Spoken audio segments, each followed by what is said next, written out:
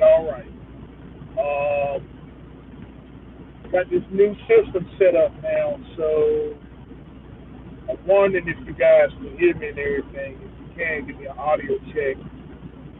Let me know everything and stuff is good.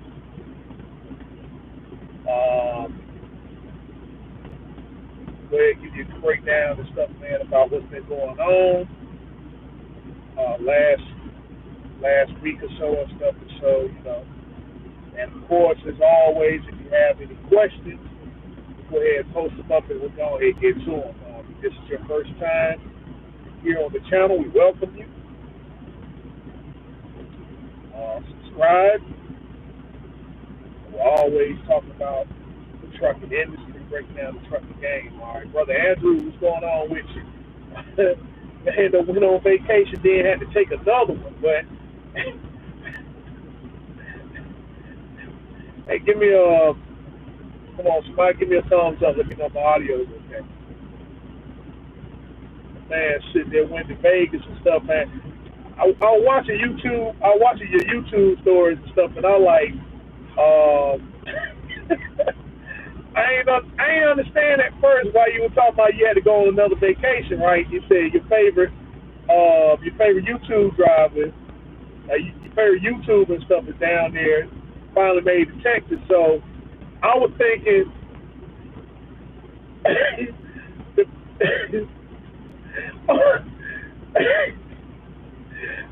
me with my slow tail, right? Yeah, they always unplanned. But look, I watched the YouTube story. So man, when you showed the truck, the first person I thought about was, I said, "Dang, is that trucking with tape?" With my slow tail, right? With my slow tail and stuff, and I'm like, I ain't get it at first and stuff, right? So I'm like, "Dang, no, shit, I don't remember Tay doing. I didn't remember Tay doing drive-in. I was like, oh, okay. I had to go through a couple T's and stuff like that. That's when I realized, oh, okay, all right. But look, see, but that just goes to show, right? That just goes to show and stuff. See,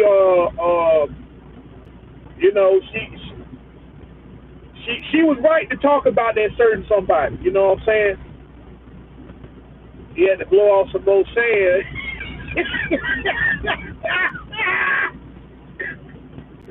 Yeah, so I'm like, her suspicions was correct. Her suspicions was correct and stuff. And so I mean, but that's water under the bridge now and stuff. So just to let you know, you might be getting another unexpected visit. I don't know. Just hey, you're doing your thing and stuff like that. Much respect to you. Just be careful. That's all I say. That's all I say, man. Just be careful. God, good gracious, man. He keeps saying he keep going on these unplanned vacations and stuff. They just showing up and stuff like that, and of course you got to do what you got to do. But I mean, hey. Yeah. See, that's the thing, Hey, you said it, I didn't. Like I said, I was just. I mean, it is what it is at this point and stuff, man. So, like I said, I tip my hat to you and everything. Keep on doing your doggone thing. Preacher, what's going on with you, man? I was watching your videos too and stuff, and so you ain't uploaded nothing in a minute though. Wait a minute, you did, but I ain't seen. Usually be something weekly. Usually be something weekly and stuff. So I'm hoping that you got your situation and stuff. I guess everything on the up and up though, guys. But yeah, shout out to you, preacher, man. I mean, keep on doing your thing and stuff, man. Showing what it's about. But fellas, before we get started with the question and answer segment and stuff, right? I wanted to answer some questions about. A lot of people ask a question about the Freightliner Cascadia, right? So this is what happened to me over the past. It started around February, right? Are you back in the hot? Oh man, back in the hospital. Man, that ain't good. What was it? The back? Is it a back issue? Is it the back issue again?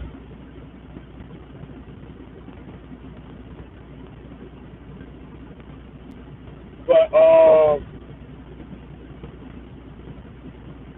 a lot of people and stuff have been asking questions about the Freightliner Cascadia, right? And so I finally got an answer for anybody that has a Freightliner Cascadia from a 2008, from 2008 when they first manufactured them all the way up to when they switched them up. They went to the Evolution in 2017. So from 2008 up to 2016. I'm gonna show you a little Sunday stuff, man. I'm also going to upload it on Instagram too and stuff. So anyway, what people ask the question about and stuff is the oil pressure, right? They keep talking about oil pressure. Hold up, come on, thing. Stuff acting all Jay. Okay. All right. So here's the oil pressure right here and stuff, right? 2 stents in your heart. Wow. Whoa, that ain't good. Okay, so most of the people who post stuff up about their Freightliner Cascadia, their oil pressure is usually around here, around 15 psi and stuff. So this is 25. All right, so this is 25, 50, 75, 100. So most people, when they post their oil pressure, the oil PSI stuff, is usually around 15 psi, right? And then they ask the question, say, hey man, is my PSI is this a good PSI stuff for my truck when it's idling, right? Is it a good PSI for your truck when it's idling and stuff? And so the question is, no, it's not. It's not going to do any damage. It's not going to do any damage to your motor, right? But what happens is anybody that has a DD13 or DD15, right, from the 2008 up to 2016.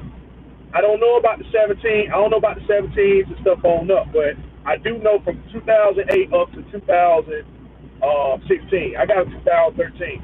If your PSI, if your oil PSI stuff is about 15 PSI, then what's going to happen is over time, well, what's happening is that your O-rings around your oil pickup tubes, and everybody has been dropping videos and stuff about that and stuff about having low oil pressure. And so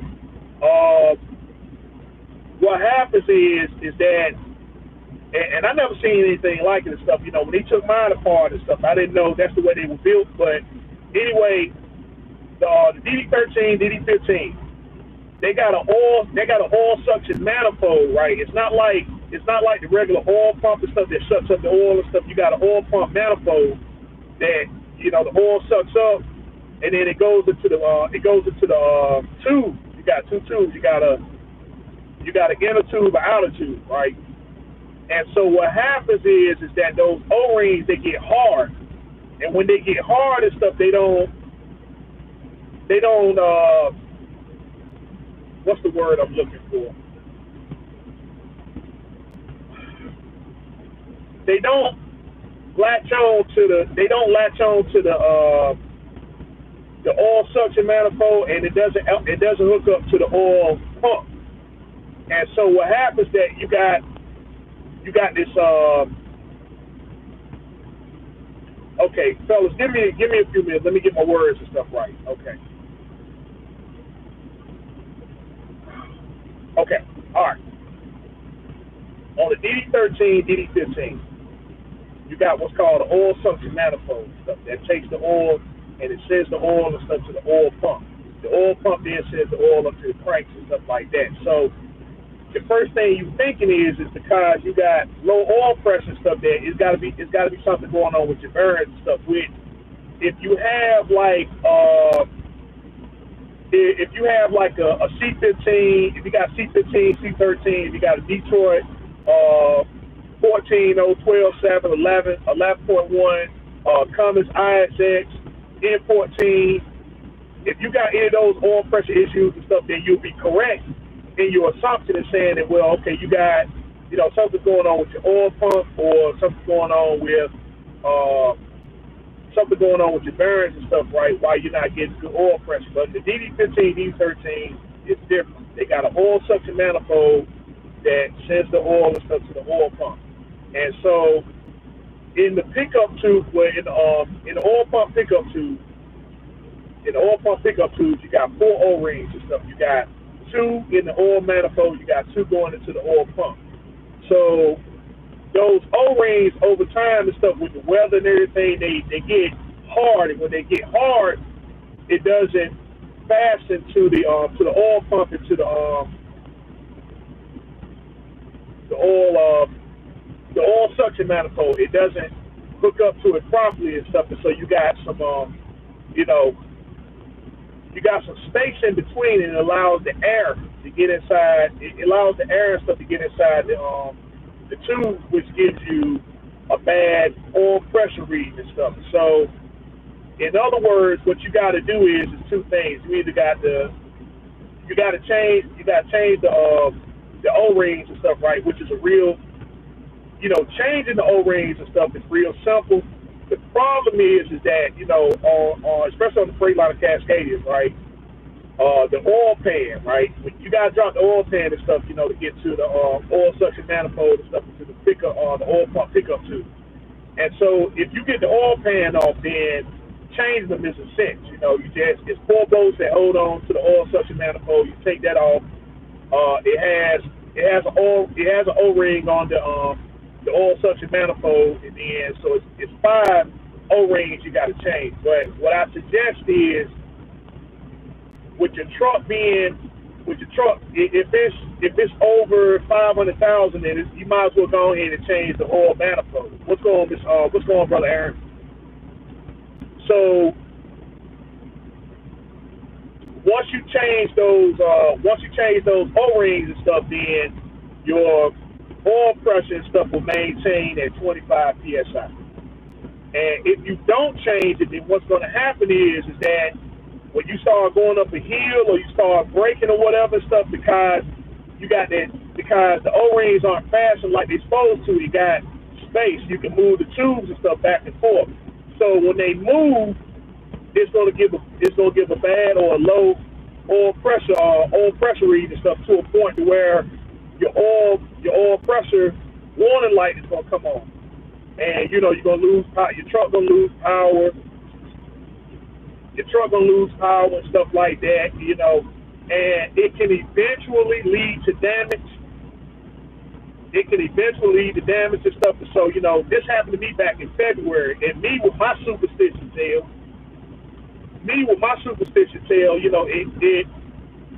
it happened to me one time, right? And, I pulled over, I checked out everything in the truck and stuff, and, the check engine light went off and all that stuff there, so I never had that problem and stuff again, or so I thought. And so, because of me ignoring the issue and stuff, it came back. It came back and stuff, right? And then it just started getting worse until I just went on ahead and changed it. And so I was sitting there watching, with my superstitious tail, I'm over here watching Kevin Samuels video and stuff, right? And that's when the lightning went off. And I'm thinking like, oh man, you know what? This dude, Kevin Samuels, is bad luck, right? So ever since that happened, I started watching his videos. And stuff. But the thing was is that when I started watching the videos, the low oil pressure light didn't come back on no more either and stuff. So I was like, man, you know what? I got to start doing right. When, your truck and stuff is not about superstition. Just like I was saying is that people ask, do I have breakdowns and stuff like that? Yeah, I have breakdowns. I have breakdowns and stuff, but your truck, it's all on how soon and stuff you can get to whatever your problem and stuff is, because your truck will tell you what's going on with it and stuff. If you go ahead and fix it, then you won't be broke down on the side of the road and all that stuff there. But if you choose to ignore it, then what's going to happen is that it's going to play itself out and stuff. And once it plays itself out, then now you broke down, So, if it's a starter issue and stuff, you might sit there and turn the ignition and stuff. The truck don't crank up. The truck doesn't crank up and stuff like that. And then, then it cranks up.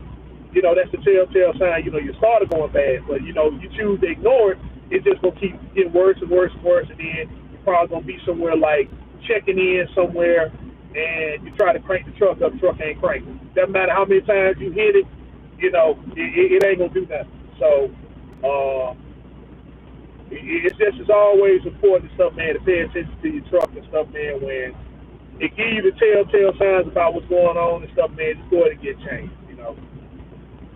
Quit neglecting it and stuff, man. Just go ahead and get changed and stuff, man. While you got the opportunity, while it ain't gonna cost you a lot of money, because you choose to ignore it, then it's just gonna keep getting worse and worse, and it's gonna put you down, you know. But that's the thing there and stuff, man. I got that changed and stuff, so now the only thing that's left is to go ahead and get the transmission and stuff rebuilt. But the guy that I took it to, all right, brother. Yeah, everything's going all right. Everything's going all right. So the guy that I took my truck to and stuff to get it worked on, I told him about another project that I was gonna be doing on my truck, and so he was like, "Yeah, he can do it." He showed me that. In fact, he showed me he did a project on another guy's truck and stuff, right? So, he's very familiar and stuff like that. So, just be on the lookout for that. So I got that issue going on. I got the transmission stuff's gonna get rebuilt, and so I upgraded the audio system and stuff. So now when I do, when you guys and stuff call, I can do better conference calls and stuff. I don't like the headset thing. I don't like the headset thing and stuff. So I upgraded the sound system and stuff. Now I had a let's see, I had a 176 VT. I had the 176 and stuff, and so upgraded from the 176 to the 179. So the 179 is a whole lot better than everything. I'm sitting over here right now doing a video. It used to be where when I went live on the 176, I would have to, I had to cut it off and stuff. Otherwise, you couldn't hear me talk. But now. I tested it out and everything and stuff. I changed the speaker system, so we good to go on that. So when you guys call, I appreciate it, Ms. Wilkes. So now when you guys call and stuff, right, and I can do better. I can do better conference call. Well, better. I can talk to you better and stuff. Like I said, I don't like the whole headset thing. I never liked it. I never liked it and stuff. Cause people don't even respect it anyway. So you can have the headset in and be talking to somebody. You can have the biggest headset in, and somebody will come up and they'll knock on your door and stuff like that, or whatever and everything, and they see you on the phone talking. So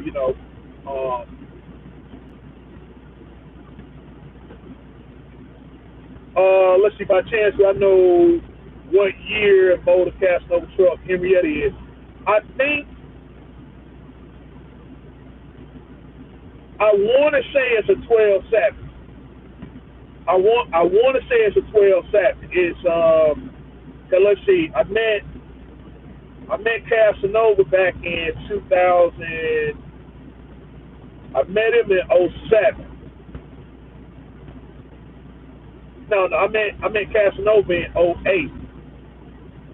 I met Casanova in '08 and stuff. So I think, if I'm not mistaken, it's a 12. I think he got a 12-7 in it. If I'm not mistaken, I think it's a 12-7.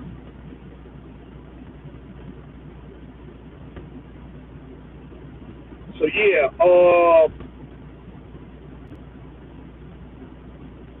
you know what? Hey, shout out to Casanova, man. I'm surprised you still remember Henrietta. Yes, yeah. Shout out to Casanova, man. So so it's just I had the opportunity to sit there and start doing these upgrades and everything, and so everything's working out and stuff fine. I'm glad I got that oil pressure issue done, and so the other projects and stuff, man, can start falling in place and stuff. I found this graphic guy.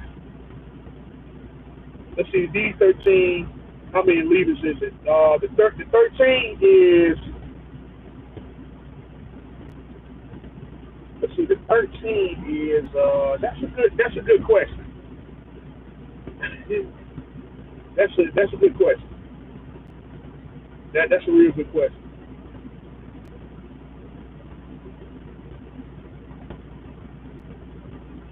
Oh, all right. So he yeah, all right. So he did go to aviation. Yeah. All right. So that was the thing there and stuff. If everybody was asking the question about everybody was asking questions about Casanova and stuff, I didn't want to speak.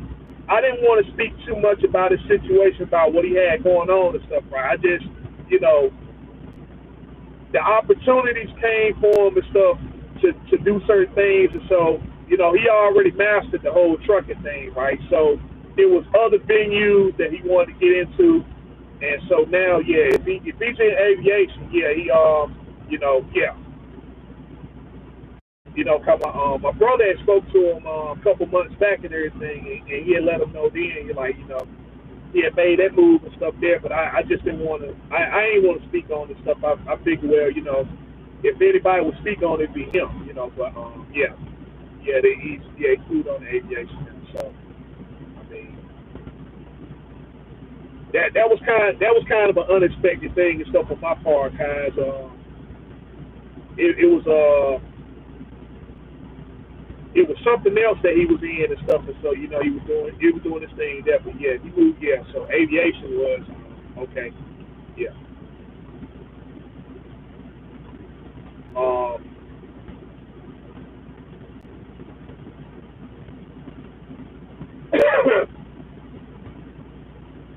So yeah, if you guys got any questions and stuff, man, just go ahead and fire away, man. I mean, I guess enough. I guess enough for me and stuff, man. So,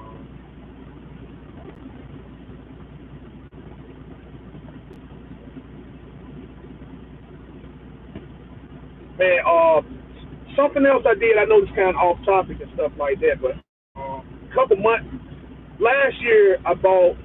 All right, Mr. Eastwood, what's going on with you? Last year, I bought a Nintendo Switch, right? I bought a Nintendo Switch and stuff, and so I wound up. I had it, and that Nintendo Switch, man, I'm gonna tell you, I was like, I had a PS4, I didn't mess with it, but it's just something about this Nintendo Switch, man. I mean, it just this thing is very addictive, and so I bought one at a good price and stuff off Facebook Market. And one day I was cleaning up the truck and stuff, and I had a bucket of water. I had a bucket of water and stuff, right? 'Cause I was gonna bump my floors and everything. And I left my switch on the bed. And so I get pulled over and stuff like that. I'm looking for the switch everywhere and stuff. Come find out, man, it was in this bucket of water. It fell in the bucket of water and stuff, man. I just been sick ever since. And so I took it to try to go get it fixed, and I took it to try to go get it fixed and stuff, man. And needless to say, they couldn't fix it. So, I just did without it for a long time and stuff. But it's one of those things that kept bothering me. So I wound up buying a new one. And so I ain't get a new one and stuff. Went back on the market, and since they back selling them now and stuff, they dropped the price on them, and I just bought one today and stuff. So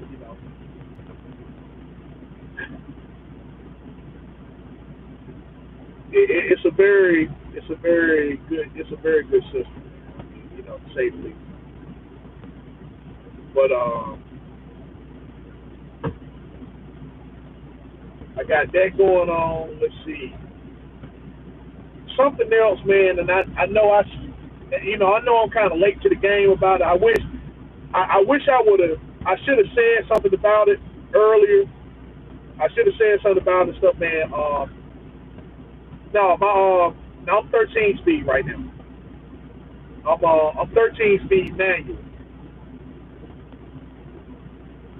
Yeah, I'm 13 speed manual and stuff. So,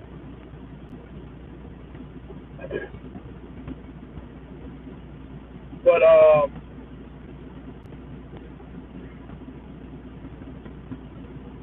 didn't know.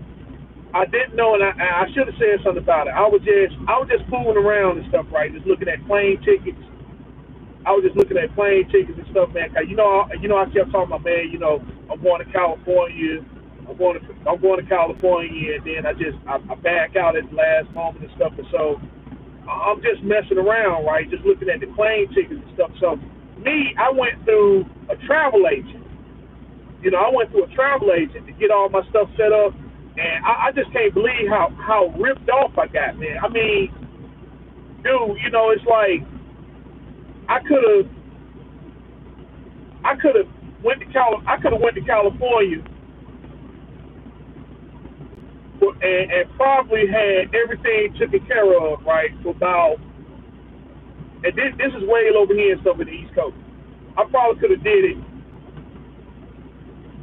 for about $700, and I think that was on the high end too. Uh, it's 14. He paid 2,500, didn't he? He paid didn't he pay 2,500? He did pay 2,500, didn't he?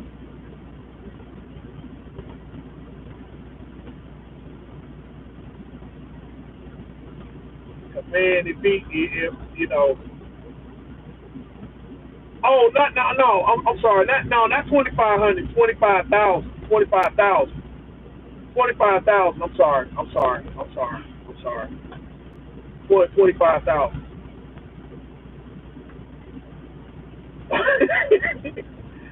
Let's see. Just bought a 2000 Century class with a 12. Let's see, 12,000 for 12K. 12.7 Detroit and stuff, man. Okay, yeah, that's good. Not even close. It's sad. Oh man, come on, dude. Come on, man. I thought he was winning. I thought he was winning and stuff.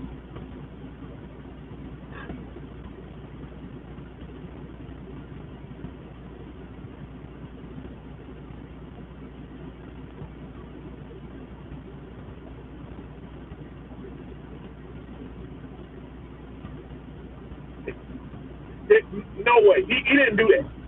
He didn't do that. No way. No, no, no. He didn't do that. He didn't do that.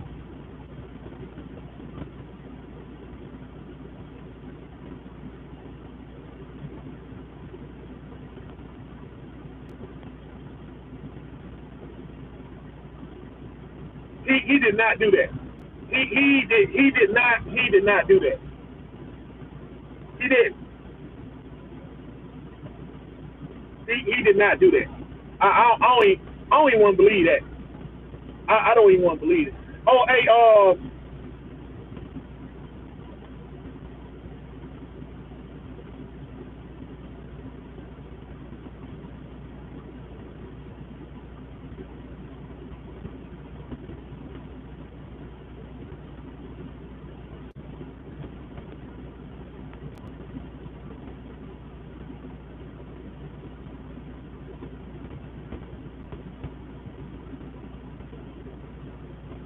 before I get, hey, brother Aaron, if you still up here and stuff, man, yeah, I got a chance. I got a chance. Look at your truck, bro. That, I mean, you know, for the price you paid for that truck and stuff, man. I mean, you know, extremely immaculate, extreme.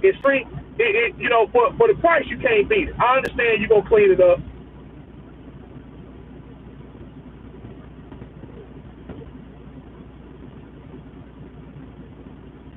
Now, see, we can learn something from Josh. We can learn something from Josh. Let me go ahead and read. 'Cause I don't think they're gonna be able to see the they ain't gonna be able to see the post and stuff later. This man, because somebody asked me on my live feed and stuff, was now, you know, they were talking about buying a reefer unit and stuff. Remember, I was saying no, right now ain't a good time. That's why. A 2014, this man paid $39,000 for a is his truck paid for? Is his truck paid for? That was okay, Mr. Ross. You see what I'm saying, right? You see why I said take it if you got your money, hold on to it. They took They took all this man PPP money. They took, okay, he bought the trailer for $39,000. So he probably supposed to got, let's see, $130,000 on the truck.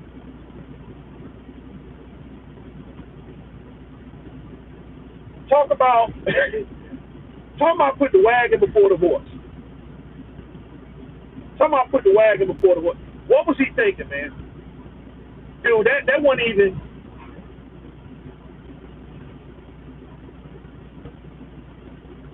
They took that trailer there was probably. Oh, okay, yes, it's a white. Okay, yeah, all right. Now look, if that man had $40,000, if that man had $40,000, what he should have did, what he should have did, he should have got, number one, he should have got somebody to fix his credit. He should have got somebody to fix his credit because he got the money to do it. He got the money to do it and stuff. Fix your credit and stuff. What is what? Anywhere from $200 to $500. Okay, he should have got. Even if he bankrupt, and stuff like that, just means he got to find better people and stuff to do those workarounds.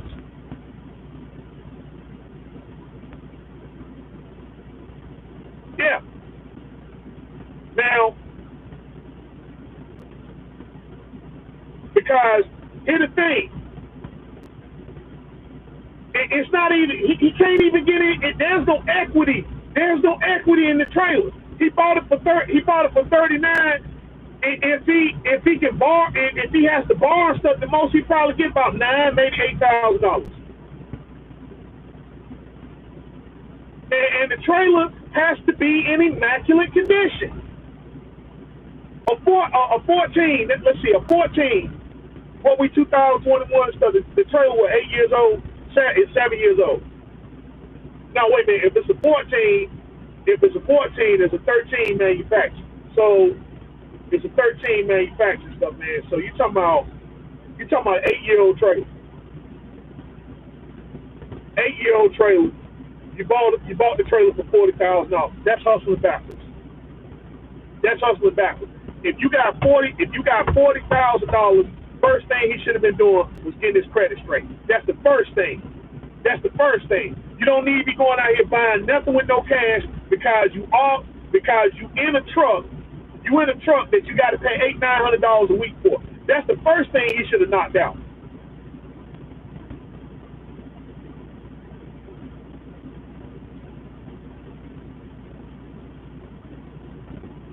First thing, you got the 40 stacks. Okay. He should have found somebody to fix his credit. It doesn't matter if he's in bankrupt status. He got 40 grand. He can find somebody to do that workaround. Okay. Now, the fact that he saved up that amount of money, that means that in that time he was working,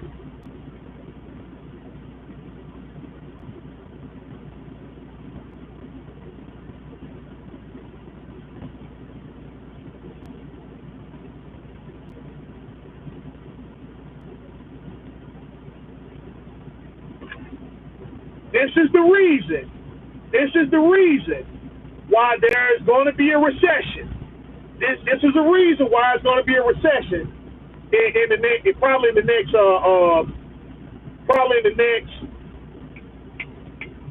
what we in, 2021, 22, 2023.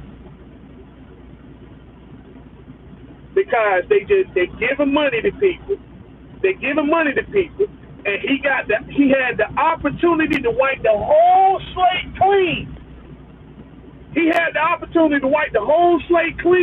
And the man sat there and thought that he was doing the right thing and put himself right back in debt. He put himself right back in debt. You don't do that. Family, you don't do that. Family, you do not do that. Look, your whole premise is to make sure that the money works for you. There is no benefit. There is no benefit in buying a truck straight out. There is no benefit in buying a truck straight out if your credit is not straight. There's no benefit. There is zero benefit in buying a truck straight out if your credit's not straight. People got to learn. Look, you got to learn how to play the game. Peep this, okay? Peep this, because a lot of people come to me and stuff, and they be talking, man, look, I'ma just go ahead and I'm gonna get me a truck, and I'm gonna buy me a truck straight out. I'm gonna buy me a truck straight out and stuff. First thing I ask people, okay, where does your credit stand?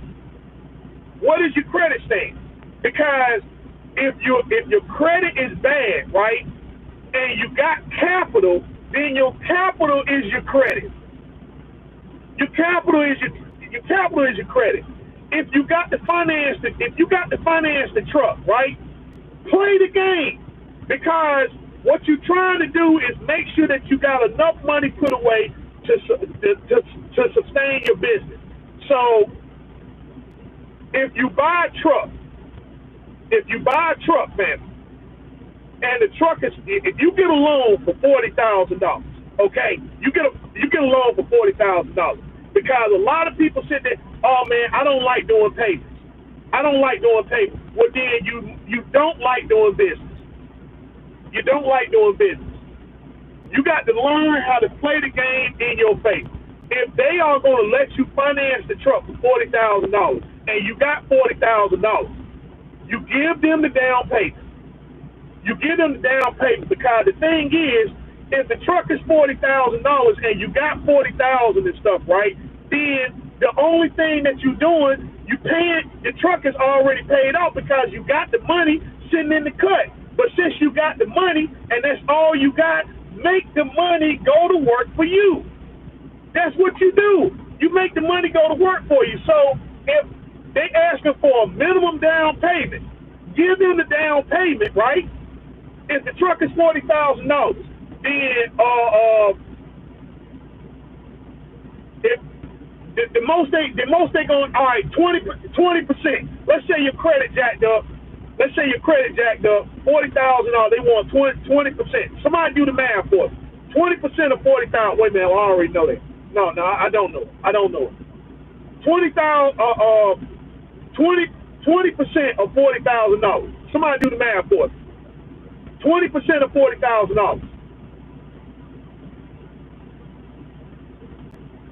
I want to say $8,000. $8,000. Somebody confirm that. $8 grand. 20%, $40,000. $8 grand. Okay. All right. $40,000. $40,000. You get him 20. All right. You get him 20% of $40,000. That's $8 grand. Out of $40,000, that leave you with $32,000. They leave you with $32,000 and stuff. So what you do, you take the truck, you take the money that you already got sitting in the cut and everything, right? Now, okay, it's operating on the best and worst case scenario. What everybody worried about? Man, I'm worried about if the truck blow up, right? If I get the truck and then the engine blow up. You got $32,000 sitting in the cut. You got $32,000 sitting in the cut, right? Okay, so you can do it either one or two ways. Next month, truck payment is coming up. So let's just say you didn't you didn't do good and stuff, right? So what you do, you take the money, the $32,000 that you got sitting in the cut that you was gonna go and pay the truck off for anyway, and you make that payment. You just go ahead and make the payment and stuff, right?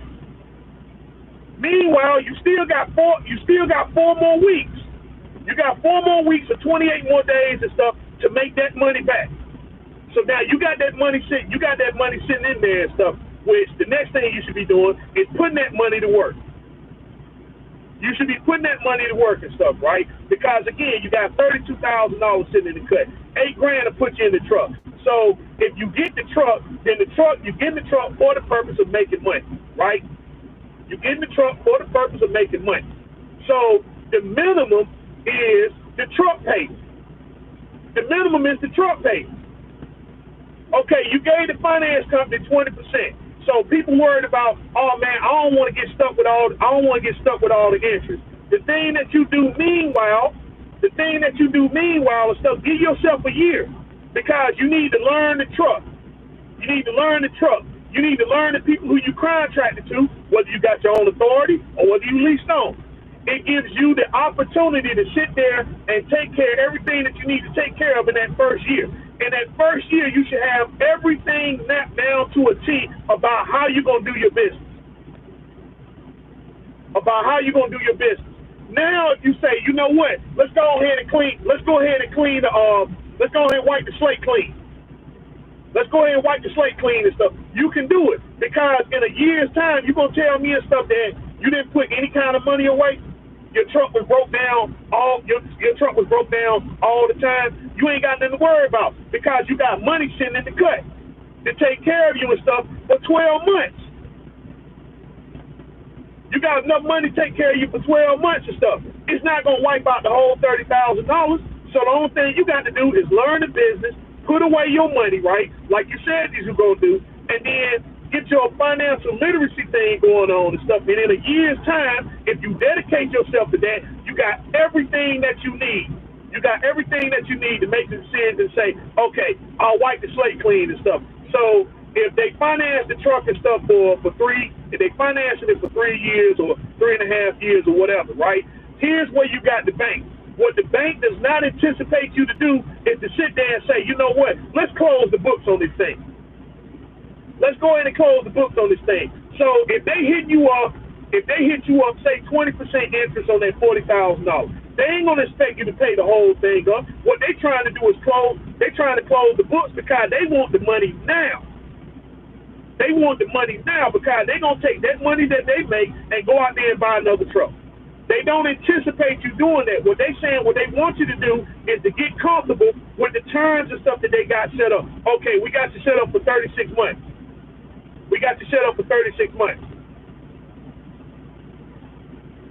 36 months and stuff, and then this is your truck payment every month. They want you to get comfortable with that and stuff, right? And so that's what you do. All right, I'm going to just go and ride out the 3 years and stuff, and then I'm going to pay the interest and all the other stuff there because, hey, the truck note ain't that big, right? I ain't going to even notice. But you already got it set in your mind and stuff, right, that you're going to pay the truck. You already got the money.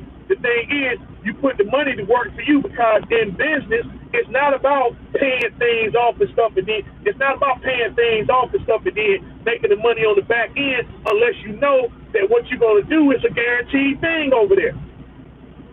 Because a lot of people don't know, but they say, man, listen, I got the money, but I'm going to go buy the truck straight out. Why you going to do that? It's the minimum. It's the down payment. Give them the down payment because a lot of people talking about, man, I want to be a fleet owner. I want to buy 3 or 4 trucks. I got news for you. You ain't going to be hiring nobody, and I keep saying this. You can drive that old truck all day long. It don't matter because that's you. But ain't nobody going to sit there and drive your truck when you got the competition that's out here buying new trucks every single week. They like, man, somebody go out there and flip a truck out. It's not like how it was. It's not like how it was when I first started. When I first started, you had to earn that new truck. Now they just give it to you, brand new truck, going down the highway and stuff.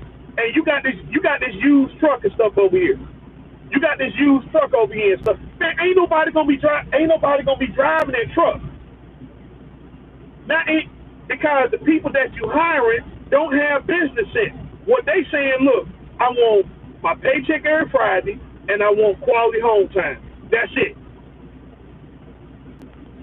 I want a paycheck every Friday. I want quality home time.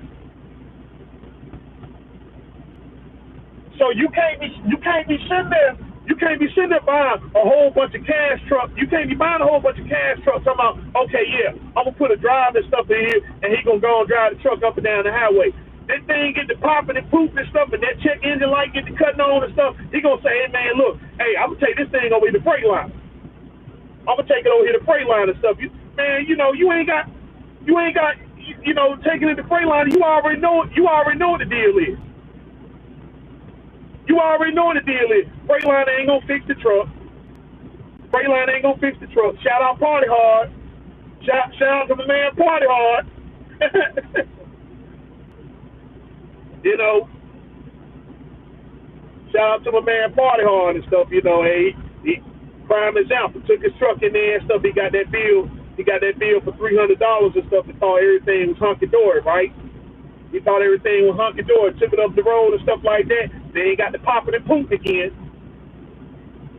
They ain't got the popping and poop again and stuff like, man, daggone, what's going on? I thought they set me straight. The only thing that they did and stuff, they put I forgot the name of it and stuff, right? But only thing they did, hooked it up to the computer. They hooked it up to the computer, cleared all the codes out and stuff, and say, "Huh, in your truck. Now get on out of here. Get on out of here." You all happy and stuff like that. Truck, you know, you about 500-600 miles up the road and stuff. They ain't get the popping and poop. You can't turn around and go back. You can't turn around and go back and stuff, man. Hey, go to the next Freightliner.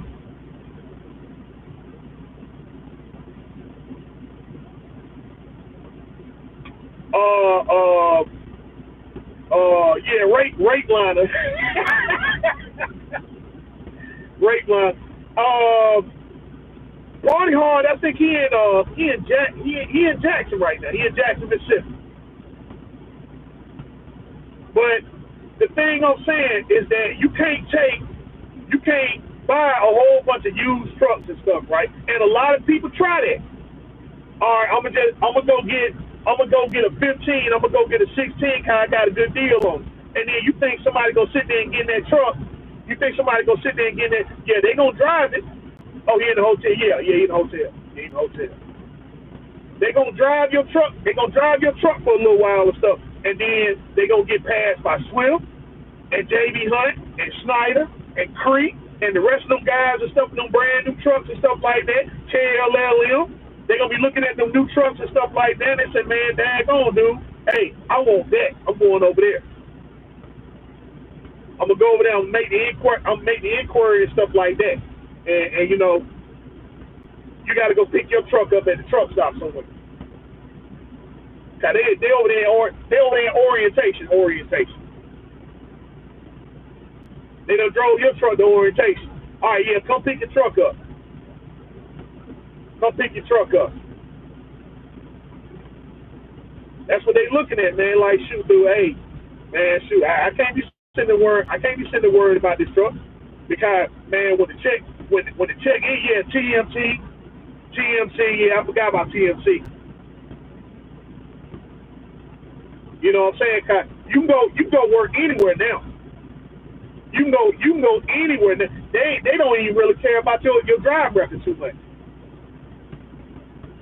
They don't even care about your drive record too much and stuff. You sitting over here with a 14, 15 Cascadia Volvo or whatever, won't even go get it washed. You won't even go get it washed and stuff. It's all dirty and everything. They got to clean the truck inside and out. You know, they gonna get to complaining. Stuff all falling apart in the truck and everything. You know, stuff all falling apart. All it needs is a screwdriver.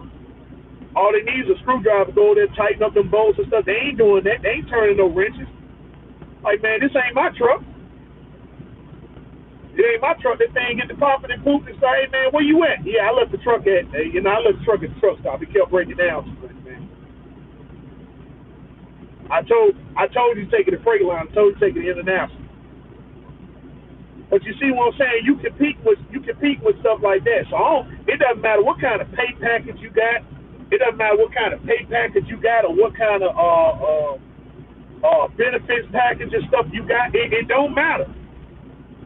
It don't matter because most of the guys that come, they not business centered. How long do you predict the equipment shortage is going on? It's not. All right, look, here's the thing. The shortage is because they don't want people to go back to normal real quick. You see what I'm saying? They don't want you to go back to normal real quick because a lot of people didn't go out here and, you know, they didn't get the what you calls and stuff like they were supposed to. You know what it is. You didn't go out there and get the stuff like you were supposed to, right? But you can see everybody and stuff. Everybody quick to go on vacation. They ready to go on vacation, stuff like that. So to try to limit the movement of a lot of stuff, they got to say, okay, it's a shortage. Like right now, they talking about it's going to be another gas shortage, right? You got the holiday coming up, July the 4th. You got that holiday coming up, so they already saying it's a gas shortage. It's already going to be a gas shortage. So they don't have, a lot of these businesses don't have the staff, they don't have the capacity to deal with all the people that have been stuck in the house since last year. You know, everybody done got looked at, you know, people done got their money and stuff straight. They done saved up, you know, and so it's party time now. You know, summer's here, you know, summer's here and stuff. They say that, you know, you don't hear about the 1945 and stuff as much, you know. You ain't got to wear the mask and everything. You know, you go to places, people ain't wearing the mask. So they got to slow down things by saying it's a shortage, right? It's a shortage on hamburger meat and fish and tomatoes. You know, it's a shortage on metals and all that stuff there and everything. You know, that sort of thing there and stuff. When they already got it manufactured, but they just ain't putting it out there on the shelves and stuff, right? Because they don't have the employment capacity to deal with what's going. You know, people still getting unemployment and stuff. You know, the unemployment don't dry up until Labor Day week. So you still got all of July and all of August, right? You still got 2 months of people still getting unemployment. So they ain't going back to work. You know, right now it's a kind of free fall. Like, hey, you know, yeah, you know, anything that resembles people going on vacation, that's where it's going to be the most shortage because they don't have the staff and stuff. You know, a lot of people in law enforcement done quit now. You know, law enforcement, they down and stuff like that. So, you know, they got to set up certain parameters. They got to set up certain sections in the city where they got to limit the movement of a lot of people. You know, even though, you know, you seen that commercial stuff with that lady talking about, that kayak commercial stuff, and that lady up there, she tenderized in the meat and stuff. She said, I've been stuck in the house for a year. Nothing's gonna stop me from vacation. Nothing. You see what that's real. That's real. That kayak commercial, that pretty much sums it up. You see all these guys, oh man, I came up with a great idea and stuff, man. How can we sit there and go on vacation and add all this stuff in? Kayak. No, it's not kayak. I got something else. You see, you know. So yeah, the shortage is gonna be at least for another year. The shortage is going to be at least for another year. It's just the country can't really afford. The country can't really afford right now. You know, you can't keep stuff closed anymore. You can't keep stuff closed anymore and stuff. But you can limit most of the stuff. And so that's what they're doing. You know, like they closed the truck. They closing this Circle K up here and stuff where I buy fuel from. I think today the last day, so they're gonna be closed from now. They close at 10 o'clock tonight, and they ain't opening back up till Monday. You see what I'm saying? That's a gas station / truck stop, and they closing that. So they closed that tonight at 10 and stuff. So today what, Wednesday? No, today Tuesday. So they close from Wednesday. They're going to be closed from Wednesday all the way to next Monday. So, you know, what does that tell you? Okay, they getting ahead of the vacationers and stuff. And so when they see that, oh man, a lot of these gas stations and stuff are closed, you know, now it's survival of the fittest. If you don't mind paying $6 or $7 a gallon for gas, right? Then yeah, you can go to the beach and you can go to the beach and anywhere else and stuff you want to go. But for those who can't afford it, you're gonna have to stay home.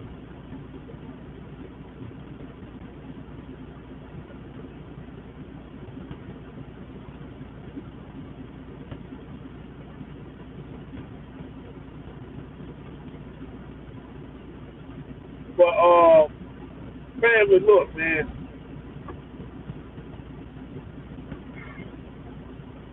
To, if you got the money to buy a truck, if you got the money, and you go and they give you the option to finance the truck, finance the truck, finance it, because what you're trying to do is build up a credit history. Everybody want to be a fleet owner. You can't. Now, if you're gonna be a one truck, one trailer operation, then yeah, you can run off straight capital.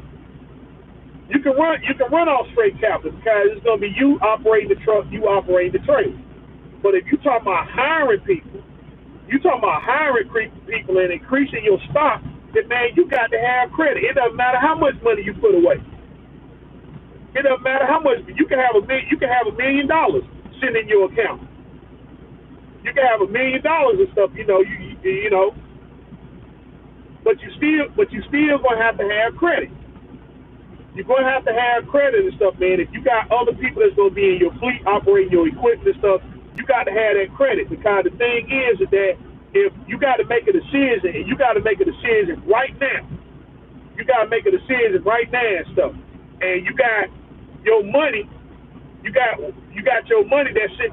Let your money sit where it's supposed to. Put the credit to work, and then if you make your mind up that the equipment is something that you want, then that's when you go and pay it off. That's when you go and pay it off. But first, see if the whole thing is gonna work like it's supposed to. That's why you use the credit. You know, when you get you a line of credit, that's what it's for. To see if everything gonna iron out. But see if it don't, you ain't lost nothing. You ain't lost nothing. You can go and you can get rid of it. You can get rid of it, and the only thing that you use with your credit. Okay, now it's gonna cost you a little bit, right? You know, it's gonna cost you a little bit, but that's just the cost of business. But it's not like you're paying large sums of money. I'm saying, so you tried something, and the overall loss was maybe about $5,000-6,000, right? I'd rather lose the $5,000 or $6,000 than to worry about recouping the whole $40,000 that I spent on this truck. Now I got to sell it, and then people coming up and stuff. You bought the truck for $40,000, right? You bought it for $40,000. Now you sell it. What they gonna buy the truck for? Man, I'll buy it $8,000-9,000. I give you $6,000 for it. I give you $6,000 for it. I give you $7,000 for it. Man, that truck got too many miles on it. It got too much this. It got too much that. And it's just a piece of equipment that just sit there. And the longer it sit there, the more they gonna sit there and brownbeat you and stuff like that. Like, dude, hey, man, I give you $2,000, man. That truck been sitting there almost 3 years. You ain't did nothing with it. Grass and stuff started to grow on it. You know, the city and stuff like that. Folks started to look at it, started to steal stuff off of it and everything. So it's more trouble than it's worth. So you make a little bit of an investment. You make a little bit of an investment and stuff to see if things and stuff work out and if you can be profitable. And then if the profits and stuff start coming in, that's when you make the assessment and say, well, you know what? Let me just go on here and buy the thing straight out and be done with it. But that's when you can go to the finance company and you can start negotiating with them, because money talks and BS walks. They ain't gonna, if you're gonna ride the thing out all the way to term and stuff, then yeah, they're gonna want all the interest and stuff in that, because they gotta wait every month and stuff to get it. But then, you're going to them and stuff to say, oh, let's go ahead and clear the books out. We're gonna clear the books out and stuff, man. Look, all right, I know I owe this amount right here, but this how much I got on me right now. This how much I got on me right now. The banks are looking at that. They like, look, we moving towards the next thing. We already made our money off of you and stuff, so yeah, we'll take it, and we'll take this money and put it in our next project that's gonna make us some more money. Because once they decide to finance and stuff, they already made their money off of you.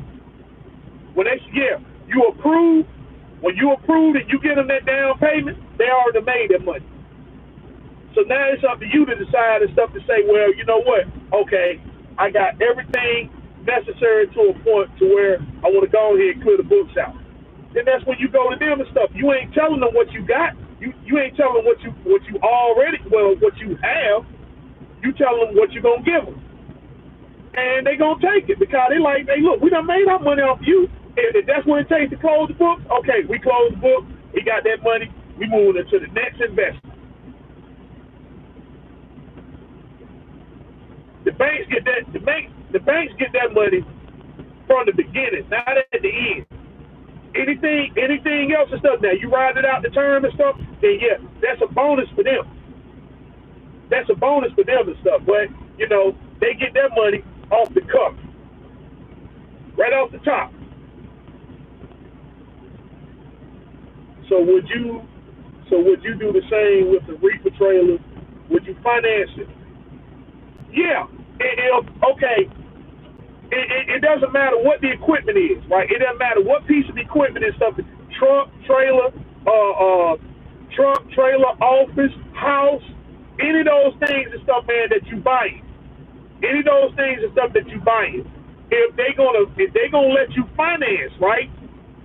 If they're gonna let you finance and stuff, then that gives you the opportunity to capitalize on the situation to where you ain't got to put everything up front. You just put a little bit down, right? They give you the equipment necessary for you to go out there and be profitable. So you saying you making $5,000 a week, right? A lot of people saying they making $5,000 a week. So let me make sure I'm doing this right. Let me make sure I'm doing this right and stuff. I don't want to confuse. I don't want to confuse people. This is what people tell me. This is what you come back and tell me. This is what you show me. So this is what you should be doing. Come on, man. All right, there it is. Okay. This is what you're supposed to be doing. Now you say I'm clearing you on Instagram and Facebook and all on social media, you talk about, man, hey, I'm making $5,000. I'm making $5,000 a week, right? So $5,000 times 52, that's $260,000. Now you telling me you clearing that? This is after expenses. This is after lease payment and insurance payment and fuel and all this other stuff. Hey man, I'm making $5,000 a week. So then why you need to shut down if your credit's messed up? If you ain't got no money, you starting out at absolute zero and you clearing $5,000 a week. Why you need to shut down for the year? Why you need to be taking time off? $5,000 times 52 is $260,000. That's $260,000 that you said you cleared. That's enough money to get any and everything that you need cleared off the book. Okay, my credit messed up. You didn't mess your credit up in business. You messed it up. You messed it up probably trying to impress some woman. You trying to impress some woman. You went out there and got you an SS Camaro, and they repossessed it, and now that's on you. Now that's on your credit. You got people that can wipe that stuff out.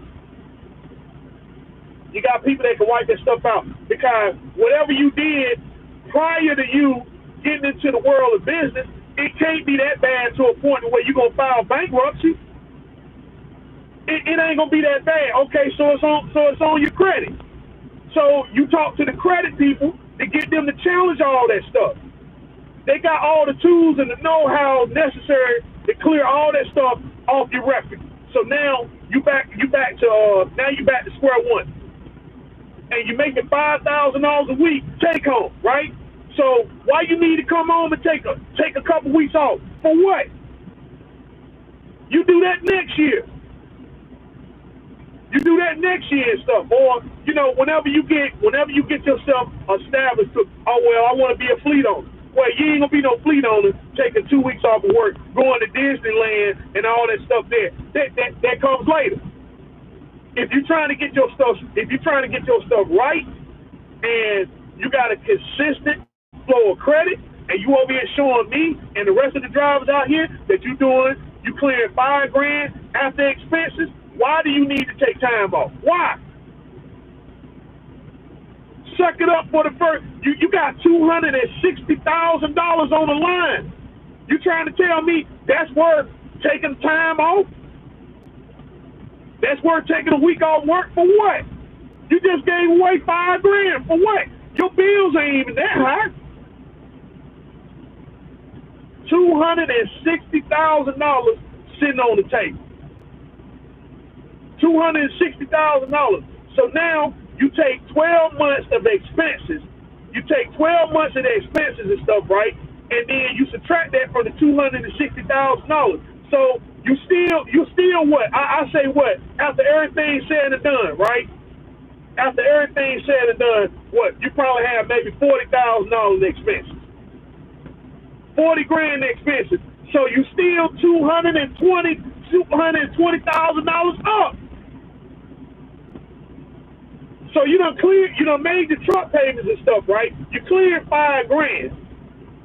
You clearing $5,000 a week. So you know what? I'm not even adding in lease payments and stuff. Cause they already took that out already.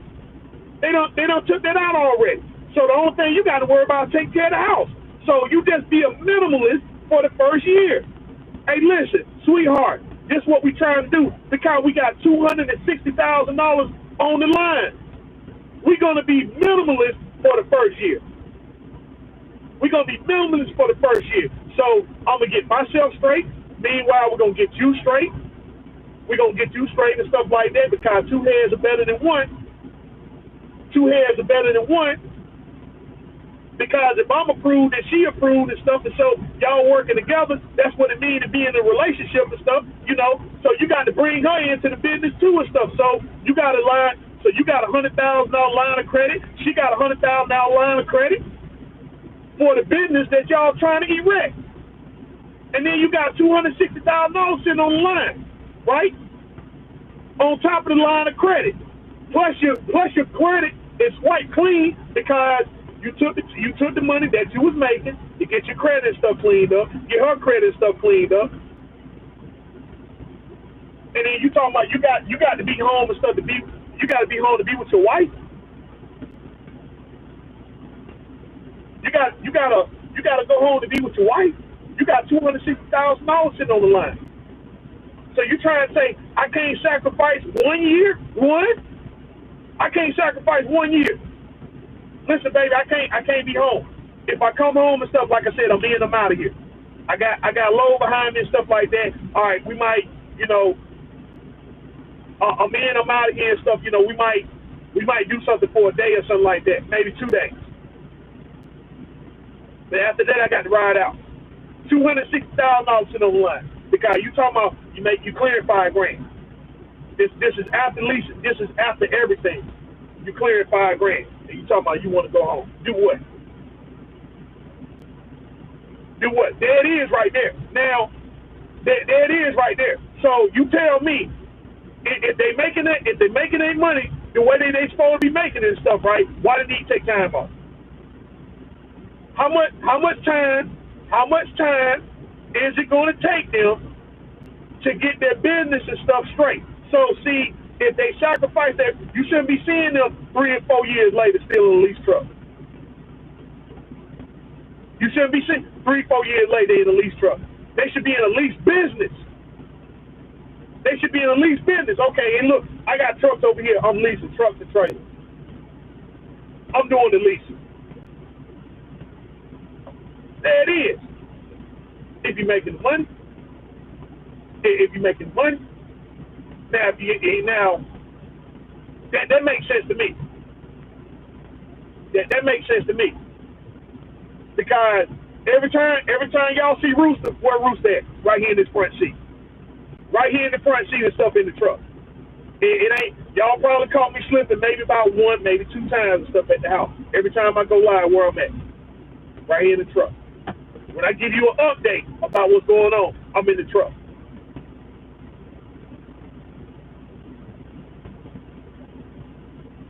Because the money is consistent. Because the money is consistent and it's there. Why am I gonna waste my time? You want to? Okay, Rooster. You said you going on vacation and stuff, right? That's what I'm contending with right there. Kind of hard to go. It's kind of hard to go on vacation when the money is consistent and you got a plan on. You got a plan and stuff.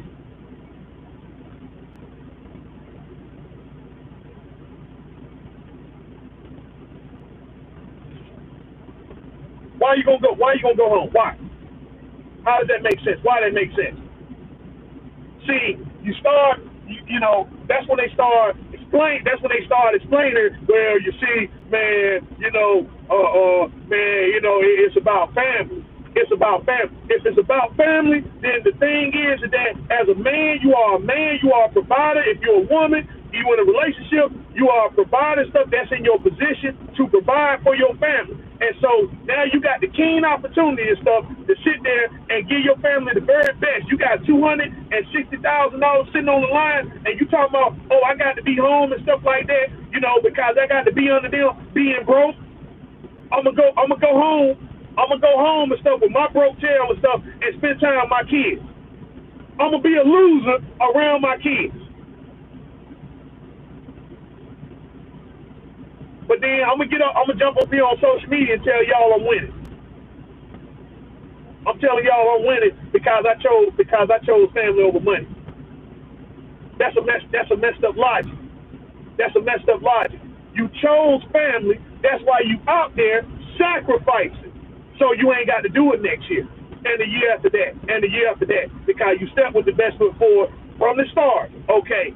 All my stuff is messed up right now, so it's time to fix it right now, so I ain't got to do it later. I'm doing this so I can spend time with my kids later. Because I'm doing it this year. Next year, I ain't going to be doing this. Because when I'm at home, I ain't going to be broke. I ain't going to be broke. The trucks and stuff I got, yeah, I'm a fleet on and stuff, but everybody got new equipment. Everybody got new equipment. Ain't nothing to complain about. Because I'm up there competing with the big dogs and stuff. I'm like, you know, so when you start talking about I'm going to Swift, what for? What is Swift doing for you that I can't do for you? You got new equipment, you got consistent pay, you got quality home time. What they gonna do for you over there and stuff that I can't do for you? You can talk to me, you can't talk to them. You just a number over there. Over here and stuff, man, I know you by name. Case by case basis, it's a family operation. What they gonna give you over there that I can't give? You got the best of the best of the best. If my trucks are used and stuff, okay, they used and stuff. But the thing is that they clean and stuff, man. They got top of the line. They got it's all chromed out. You got the leather seats. You got the legacy seats. You know, you got this back here. You got this back here. Both seats legacy seats. You got the best. You got the best mattress. You got the best mattress. You see what? Yeah, the truck might be old, right? If I got an old truck. But the thing is that you ain't got to be the biggest. You just got to be the baddest. So when you start stepping through, like a champ. Yeah, the trucks are old and stuff like that. But daggone, man, they chromed out and they always clean. You got that policy. Hey, listen, man, every Friday, I want y'all taking them things to the Blue Beacon, bring them on back into the yard so we can get them all shined up and cleaned up and everything. While you at the house chilling, I got the detail man and stuff, fixing there, you know, cleaning everything up and stuff. So when you get ready to go back to work, you know, your truck is all clean, sanitized and stuff, chromed out, ready to ride. Yeah, the truck is old and stuff, right? But, you know, the thing is, hey, you treat them with class. Do that. You got the money. No, I'm gonna just give you this old. I'm gonna just give you this old truck. I'm gonna just give you this old truck and stuff. You go on up the road with. You go on up the road with it and stuff. No, man. Cause you got to do something with your money anyway. You got to do something with your money anyway. You can't spend it all on yourself. You got to show business expenses and stuff. So you might as well create it in the very thing and stuff that you running. What's wrong with having a nice clean truck? Having somebody come out there and detail. Hey, look, I got somebody on the books and stuff. Every Friday when y'all come in town, bring your truck in and everything. You know, I got somebody gonna make the bed up.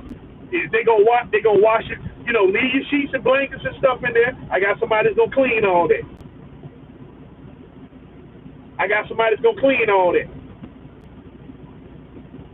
Now everybody breaking their neck and stuff wanting to work for you. Like, daggone, yeah, he got them old trucks and stuff over there, but man, hey dude, hey, they in there every Friday and stuff. You know, they in there every Friday and stuff, man. You know, I know a man that's doing it right now. It's a company in Faison, North Carolina called Eugene Trucking. Eugene Trucking. He got 2013 Freightliner Cascadia, but they. All right, sorry about that, fellas. Sorry about that. Okay, there we go.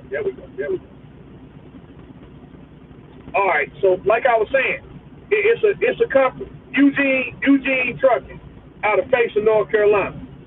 That man got every Friday when his drivers come in and stuff, right?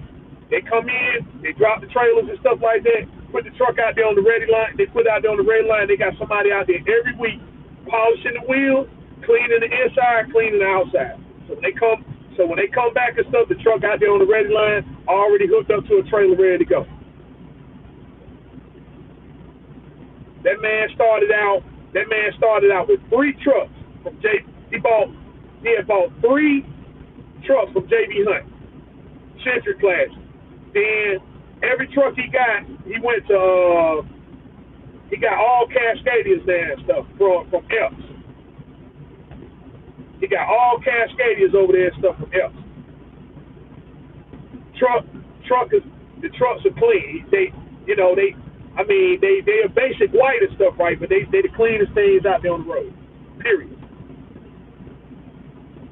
Now, I never seen a Eugene truck and stuff broke down on the side of the road.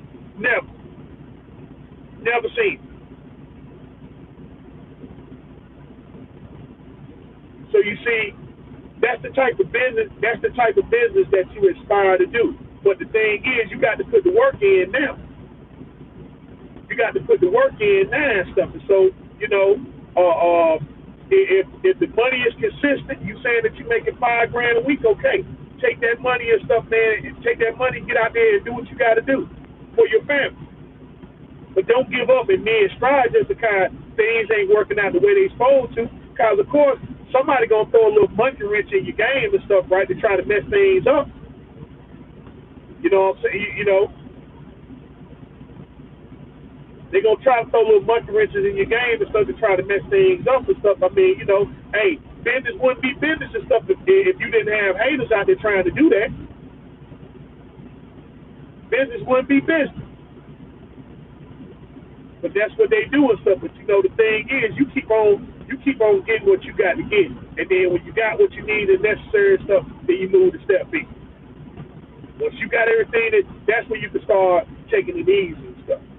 When you got your capital and stuff straight, you got your credit and stuff straight. But meanwhile, when you in this particular situation where you don't have any money, you have zero capital, your credit and stuff messed up, but then you sit over here making $5 grand consistently, right? This is after expenses. Why you gonna get it up? That first year, it should already be understood. This what I'll be doing right here. If I keep this up for 52 weeks, come January we can go on vacation. Because, you know, come January we need to go on vacation. Because see, now we need to take an assessment. All right, where do I stand on things? Where you stand on things? What's the next move? What's the next move? Because we got everything we need to know. We got everything.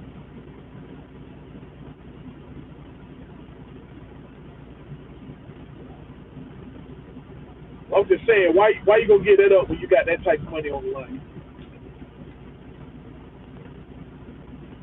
That's what it's about, man. You gotta play the system and stuff, man. So I see. I gotta go. You know what? I mean, can I do a Q and A tomorrow? Can I do a Q and A tomorrow? I'm gonna do it. Yeah, I'm gonna try to do a Q and A tomorrow. I'm gonna try to. But this is where most of our stuff is gonna be fixated on right there. About the whole financial process, about what you need to do. You talk about you know, collecting your capital and what you need to do and stuff like. For people talking about that you go buy a truck and stuff straight out, this what you need to do right here. Capitalize on the situation and stuff, Kai. Hey, if you go buy the truck, then that means you already got the money to pay the truck off. So, the only thing that you're doing, you're paying the truck off, but you're just paying it off in increments. That's it. You already got the money, but take the money and let the money go to work for you. That's all I'm saying. Let the money go to work for you. Don't sit there and spend it all. Don't sit there and spend it all and then say, okay, yeah, I'll make the money back. I'll make the money back with working. It's no guarantee. It's no guarantee and stuff. But then when it's been confirmed that you can make the money back through working, that's when you can start considering, okay, all right, I got two ways now of knocking out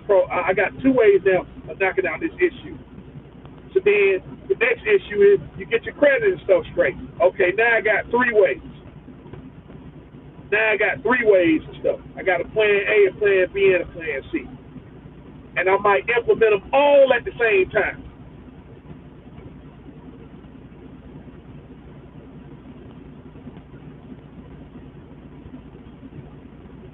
Let's see. Question and answer. How can you earn and save your first 100,000? Okay. How do you say? Let's see. All right. How do you say your first 100,000? All right. Now, first thing first, you got to understand your overall situation. You got to understand your overall situation because some people are going to hit that goal a little bit faster than others. Okay? You got to look at your overall situation. A man that doesn't have children, right? A person that don't have children and is not married, they have a better chance of getting there than someone that has a wife and has children. I'm not saying that they will make it. I'm just saying you got to look at it from a realistic perspective, right? And say, what are the chances and stuff, right, of this individual obtaining his goal and stuff versus this individual right here? You got to look at your overall situation. All right, DL, what's going on? Look at your overall situation. Get an assessment and see where you stand financially. See where your bills and stuff are. See what's going to be needed around there. What is it that you got to have? What is it that you don't need? Right? Because remember, this is only a temporary solution. It's only temporary and stuff, right? You got to be a minimalist. You got to be a minimalist. If you're a minimalist and then your wife and your children and stuff are not, then I ain't gonna say it's not gonna work. I'm just saying that it's gonna take you a lot longer to get to the goal. So you got to have everybody on one accord, right? You got to have everybody on one accord when you figure out your plan on how you're gonna take care of stuff, and you can't deviate from it, which is another problem. The people who usually deviate from the plan is the one that's supposed to be implemented. The wife and the children, they down with it and stuff like that. They being minimalist. Meanwhile, you, who's supposed to be sitting out there making that bread, all of a sudden, now your period and stuff come on, and you got to, your periods come on and stuff like that and everything, and then you get all wrapped up in emotion and stuff like that as far, throwing tantrums and stuff. Oh, well, man, I'm going home, man. Screw this job. They hurt my feelings. And then you get home, now your wife looking at you like, man, what the heck, man? What was all this stuff that I was supposed, all this sacrificing and stuff there, and then you just gave up being stride. And then you be wondering, daggone man, why my wife leaving me? Why she taking the kids?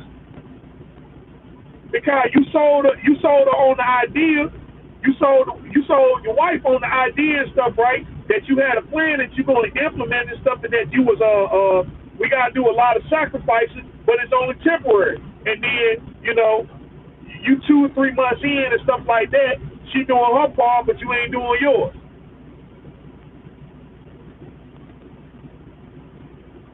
Now you got to make up the oh man, I miss my kids.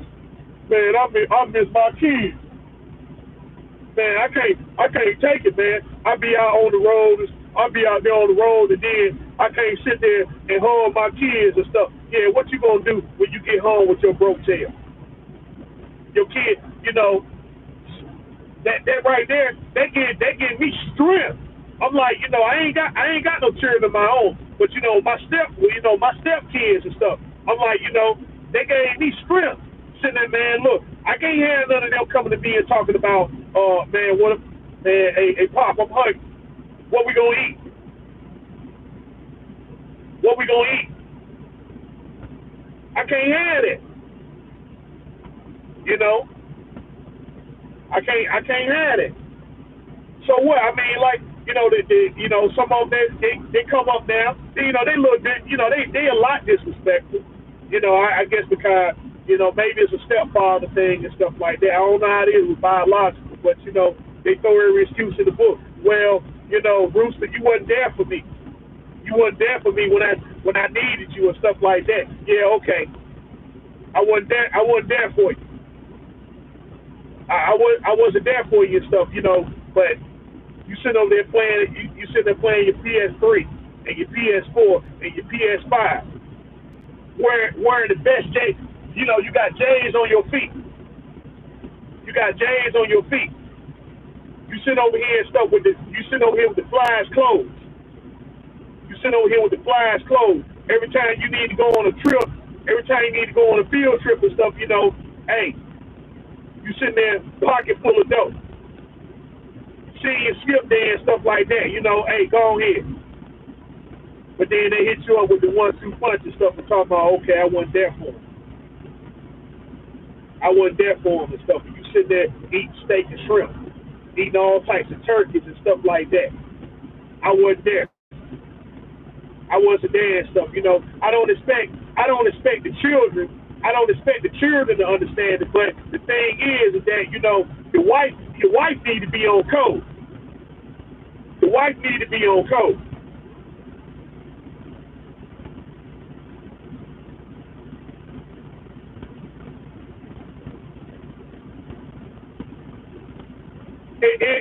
I'm gonna tell you, it's a long time, but it's a short time too. So the thing is, you got to be, the more you are of a minimalist, the faster you get to the goal. The faster you get to the goal and stuff, and everybody got to be on code. But I'm gonna tell you, I'm like, for a man, like I said, example, okay. With me and my wife, when me and my wife was together, it was very difficult to save money. It was very difficult to save money. Me and her separated. We took a break. And stuff. 1 month I looked around. And stuff. And, the account went from $1,000 to $20,000.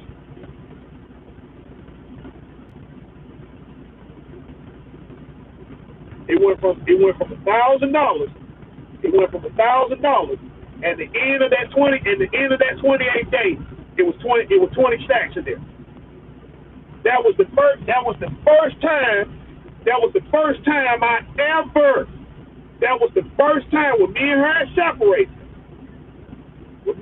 separated. And I got an understanding of the business. When Sky Rooster got paid, when Sky Rooster was paid off,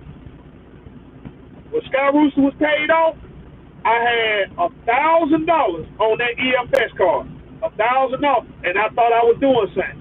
28 days later, 28 days later, I had 20 stacks on that EFS card. That was the first time I ever made that type of money.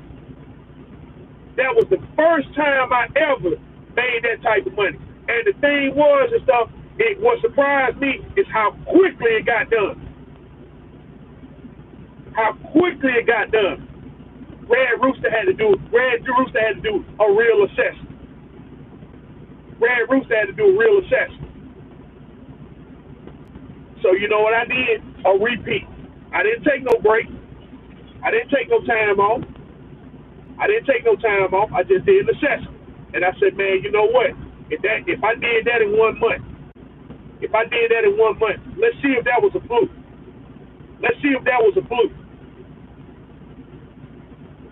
That next month, I didn't get the 20 stacks, but I got close.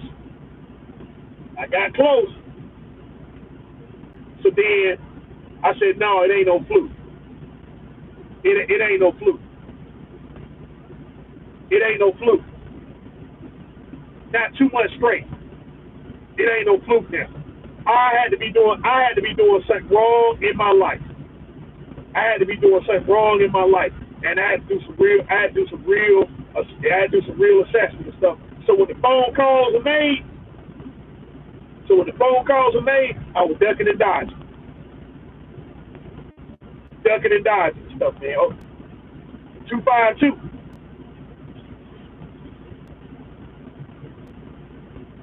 It got so bad they would call up there at the office looking for it. They was calling at the office looking for it. When me and her decided to get back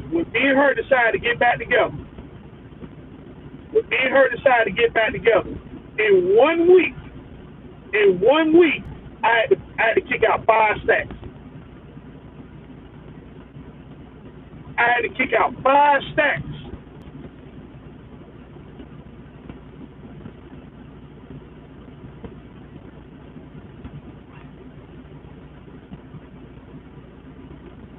So you see, there was my assessment right there. It was a lot. So the opportunity was always there and stuff. It was things that Red Rooster was doing that was wrong. Me and her stopped. Me and her wasn't kicking and nothing like that. It was just me. It was just me in the truck in the open road and stuff. 20 stacks in 1 month. 20 stacks. 19 stacks. 19 stacks. 17 stacks. 10 stacks.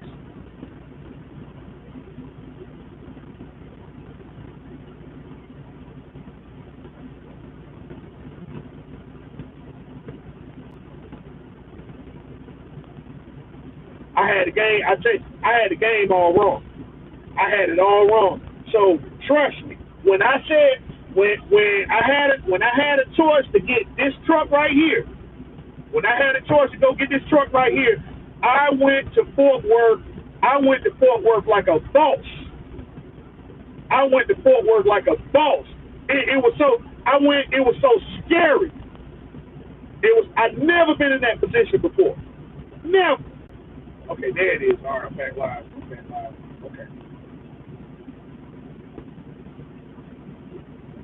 Hey, listen, fellas, I'm gonna go jump on off because I keep getting phone calls. And stuff, so that's probably gonna wind up interrupting the feed and everything. But you know, I'm gonna go more into detail and stuff about that. I'm not now my situation. That was just my situation. I'm not saying don't sit there and incorporate and say, okay, yeah, don't say that. That's it. My situation is gonna be your situation. Don't do that.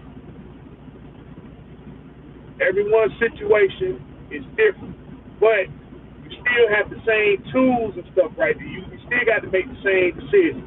Is what I'm saying. So we're gonna go more into that. Let's see. I got a phone call. Hey DL. So listen, hey, listen. You write that question down, right? Write the question down there and say, I want you to be the first one. We're gonna go live tomorrow, and we're gonna answer that. We're gonna answer that question and stuff there. This, I'm gonna just keep getting phone calls and stuff, and I don't want to get deviated and stuff like that. So yeah, we're gonna do another Q&A and stuff tomorrow. Just say your questions, stuff like that. And DL, I want you to be the first. I'm gonna let you be the first one and stuff to put your question out there. So,